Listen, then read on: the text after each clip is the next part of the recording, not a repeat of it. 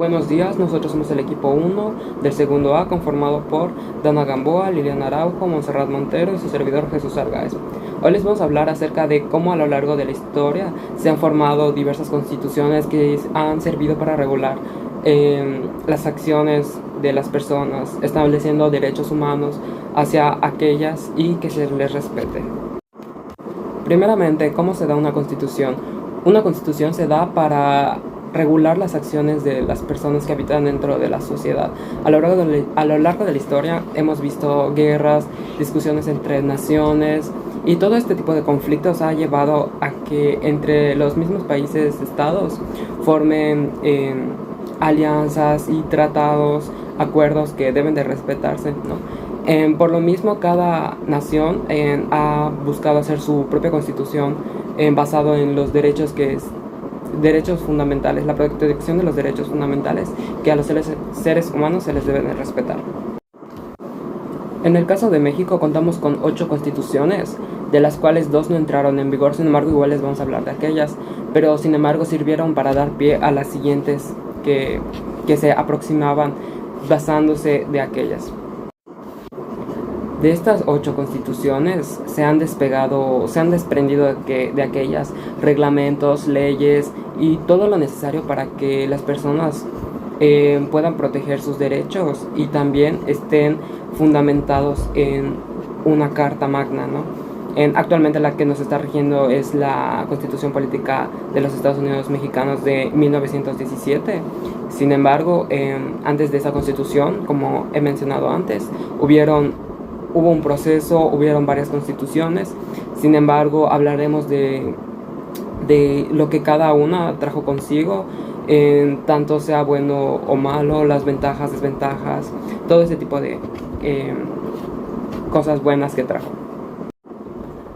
Bueno, de la primera constitución de la que hablaremos es la Constitución de 1812. También es conocida como la Constitución de Cádiz.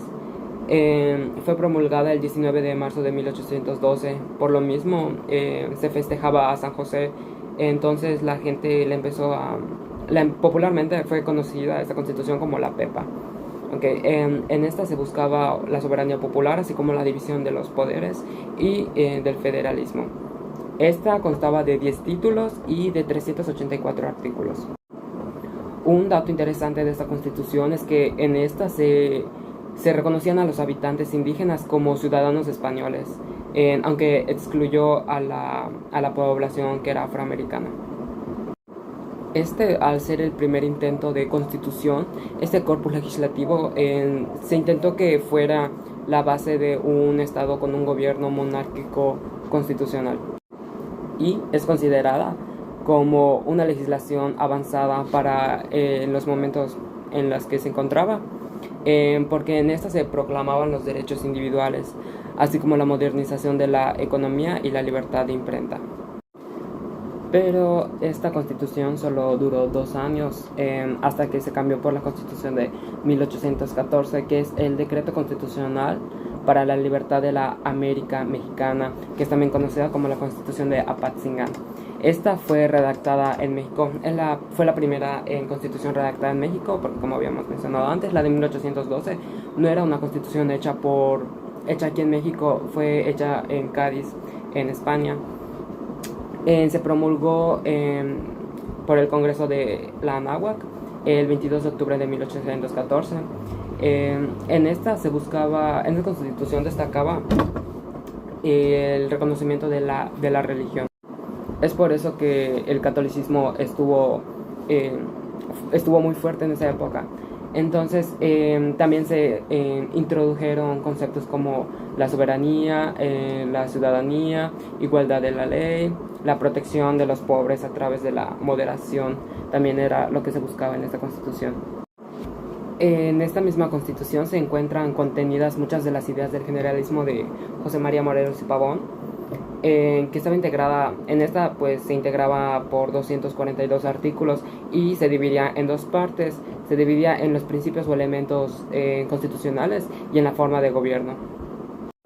Bueno, esta constitución de 1814 no entró en vigor. Sin embargo, fue uno de los puntos fundamentales y fuente de inspiración para la redacción de la Constitución Federal de los Estados Unidos Mexicanos de 1824. Soy Liliana Araujo y les hablaré sobre la Constitución de 1824. A finales de 1822, la oposición contra el frágil imperio mexicano se alzó en rebeldía. El principal reclamo de esta fue la reinstalación del Congreso Nacional, que había sido disuelto. Igualmente surgieron otras voces en ese momento a favor del establecimiento de un gobierno republicano. Ante tales presiones, Iturbide, que en ese momento estaba en el poder, ordenó la reunión de los representantes nacionales que habían sido destituidos. Esta nueva asamblea inició el 7 de febrero de 1823 para atestiguar el fin del primer gobierno monárquico en México, que se produjo el 20 de marzo con la abdicación del emperador. En noviembre de ese año también se reunió el segundo Congreso Constituyente, que emitió ahora sí el acta constitutiva de la Federación Mexicana. En ella se establecía como forma de gobierno una república federal y comenzó con los trabajos a fin de elaborar una nueva constitución. Ahora, el nombre oficial de esta constitución fue la Constitución Federal de los Estados Unidos Mexicanos. Fue un organismo soberano del Congreso Constituyente y fue publicado el 4 de octubre de 1824. Su contenido de esta era de 171 artículos agrupados en 7 títulos y su vigencia fue de 1824 a 1836. También la forma de gobierno de esta fue República Federal Representativa y Popular. En esta Constitución Federal de los Estados Unidos Mexicanos se estableció que la nación mexicana era por siempre libre e independiente del gobierno español y de cualquier otra potencia, además de adoptar para su gobierno la forma de República Representativa Popular Federal. Con base a esa nueva Carta Constitutiva se realizaron elecciones para presidentes y vicepresidentes, así como Guadalupe Victoria, Nicolás Bravo, encabezado por el Poder Ejecutivo de 1824 a 1836. Y cabe aclarar que esta constitución fue la primera que fue vigente, o sea que sí estuvo vigente en la historia de México. Les hablaré ahora sobre la Constitución de 1836 y fue durante la discontinua administración del presidente Antonio López de Santa Anna, el cual empezó en 1833 y terminó su descontinuación en 1847. El Congreso fue convocado a una sesión para revisar el Estatuto Constitucional y el resultado de esto fue la suspensión de la Carta Magna de 1824 y la elaboración de una nueva Carta Magna en donde su sistema de gobierno sea centralista. Ahora, en septiembre de 1835, el Congreso de la Sexta Legislatura, el cual había violado las disposiciones de la Carta Magna de 1824, se declaró un Congreso Constituyente, y todo esto para modificar la forma de gobierno. El 23 de octubre de ese mismo año expedió las bases para una nueva Constitución, lo que derivó y originó a las 7 leyes o Constitución de régimen centralista. La primera de las 7 leyes se promulgó el 15 de diciembre de 1835 y las 6 restantes fueron aprobadas sucesivamente. La Constitución centralista se terminó el 6 y se promulgó el 29 de diciembre de 1836. Con este se pensó que se resolverían muchos problemas, pero realmente no. Lo único que originó fue que Texas y otras regiones como Yucatán empezaron a declarar su independencia. El nombre de esta constitución fue las Leyes Constitucionales y su organismo redactor fue soberano del Congreso Nacional. También su publicación fue entre el 29 y 30 de diciembre de 1836 con un contenido de 7 leyes con un total de 217 artículos y su vigencia fue hasta 1843. Su forma de gobierno fue República Central, representativa y popular. Y algunos de los principios constitucionales de esta fue la libertad, la propiedad, la religión católica y también hablaba de derechos y obligaciones de los ciudadanos mexicanos, diciendo que los mexicanos gozarán de todos los otros derechos civiles y tendrán todas las demás obligaciones del mismo orden que establezcan las leyes. Mi nombre es Monse Montero y les voy a hablar sobre la Constitución de 1843, también conocida como Bases Orgánicas. Esta fue promulgada en junio de 1843 por el presidente Antonio López de Santa Anna, la cual estaba conformada por 11 títulos y 202 artículos. Esta constitución elimina lo que es el cuarto poder conservador, que estaba estipulada en la Constitución de 1836. De igual forma, hace una serie de previsiones generales de acuerdo a la administración de justicia y el sistema de encarcelamiento. Nos brinda un buen sistema electoral. Igualmente, era de tendencia liberal y digamos que se establece lo que es la división de la hacienda en general y en departamental para un mejor cobro de las rentas. Otra cosa que estipula es que las reformas son un poco más flexibles, digamos que se podían hacer en cualquier momento y necesitaba la aprobación de las 2/3 partes de las cámaras. Otra cosa que es importante fue la facultad que tuvo el presidente llamada facultad del veto. Esta fue estipulada como que se podía dar en los 30 días posteriores a la promulgación de la reforma. También en esta constitución no se estipula el régimen municipal. Un acontecimiento importante fue en 1847, cuando se dio la guerra contra Estados Unidos, en la que perdimos la mitad del territorio nacional. Aquí se hizo lo que fue un acta constitutiva el 18 de mayo, en el que se quitaba la figura del vicepresidente, al igual que se establecían fechas de vigencia en las constituciones.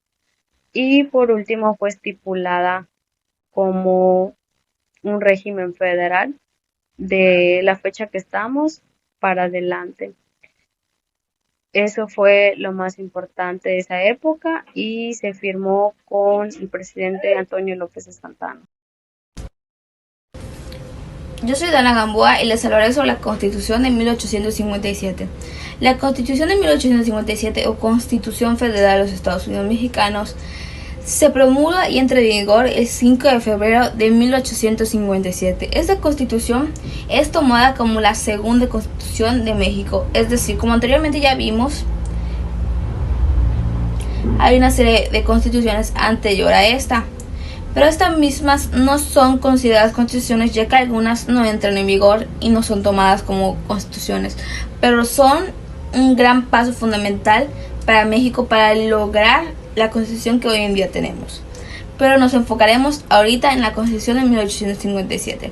La Constitución de 1857 fue promulgada durante el periodo de presidencia de Ignacio Confort, dejando como personajes principales a Ignacio Confort, Ignacio Vallarta, Ignacio Ramírez, Melchor Ocampo y Miguel Lear de Tejada. Esta constitución nace del Plan de Ayutla y nos da 128 artículos divididos en 7 títulos. Mismos habían la posibilidad de que haya reformas para el bien común, al igual que nacen los 3 poderes, como los conocemos hoy en día: el poder judicial, el poder legislativo y el poder ejecutivo. Y se crea un poder constituyente reformado en un congreso. Misma constitución nos decía que éramos un reformado en un congreso. Misma constitución nos decía que éramos una república democrática y federal. Y no termina hasta 1917. Es decir, de 1857 a 1917 se dieron una serie de artículos, las cuales nos ayudaron para cambiar de constitución.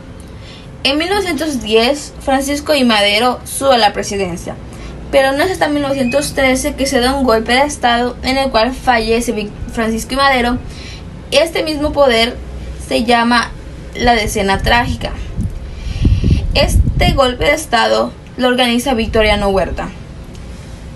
El Congreso Constituyente no entra en función hasta 1910, que se promulga por Venustiano Carranza en Aguascalientes, Querétaro. Este mismo Congreso Constituyente da inicio en 1910 y no acaba hasta enero de 1917, dejándonos la Constitución de 1917 que entra en vigor el 5 de febrero de 1917. Esta Constitución, nuestro principal líder y nuestro presidente fue Venustiano Carranza, la cual nos da 136 artículos, 6 transitorios dividido en 7 títulos, y es la Constitución que actualmente forma parte y es nuestra Constitución que nos rige. A manera de conclusión, podemos observar las modificaciones que ha tenido cada una de las constituciones, las aportaciones más importantes y cómo hoy contribuye a nuestra historia. De esta manera podemos decir que México ha tenido distintas modificaciones debido a los cambios sociales que se han ido suscitando a lo largo del tiempo y los cambios que futuramente vendrán. En este punto, digamos que siempre surgen nuevas necesidades de acuerdo a la época en la que estemos, y se pudo observar en la línea del tiempo lo que fue la evolución. La reforma a la Constitución representa un gran avance jurídico debido a que se nos fueron dado el goce de los derechos humanos y pues tuvo mucha implicación en lo que es el día de hoy. Una de las cosas que trajo la reforma fue la incorporación de todos los derechos humanos y los tratados internacionales, de igual manera los derechos constitucionales. La creación de esta Constitución nos dejó ciertos principios como la libertad, la igualdad, la seguridad, entre otros. Y pues el día de hoy podemos decir que vivimos en un estado libre, soberano y regulado con una de las mejores constituciones.